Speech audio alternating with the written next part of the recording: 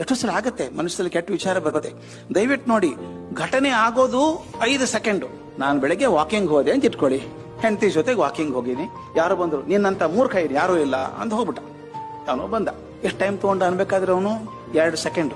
ನಿನ್ನಂತ ಮೂರ್ಖ ಇನ್ ಯಾರು ಇಲ್ಲ ಅಂತ ಹೋಗ್ಬಿಟ್ಟ ಅವನು. ನಾನು ಮುಗಿತ ಅಲ್ಲಿಗೆ, ನಾನು ಕುದಿಯೋಕ್ ಶುರು ಆಯ್ತು.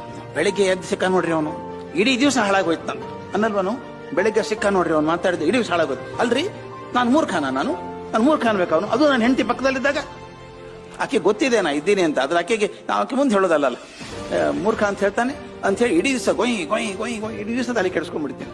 ಇಲ್ವಾ ಅನ್ನಲ್ವಾ ನೀವು? ಬೆಳಗ್ಗೆ ಸಿಕ್ಕ ನೋಡಿ ಇಡೀ ದಿವಸ ಹಾಳಾಯ್ತು ಅಂತ. ಅವ್ನು ಬೈದದ್ದು ಎಷ್ಟು ನಿಮಗೆ? 2 ಸೆಕೆಂಡು. ಆ ಉಳಿದ 23 ಗಂಟೆ 8 ನಿಮಿಷ 2 ಸೆಕೆಂಡ್ ಹಾಳು ಮಾಡ್ಕೊಂಡಿದ್ದಾರೆ, ನಾನೇ ಮಾಡ್ಕೊಂಡಿದ್ದಲ್ಲ. ಮನಸ್ಸು ಮಲಿನ ಆಗಿ ಹೋಗ್ಲಿಲ್ಲ.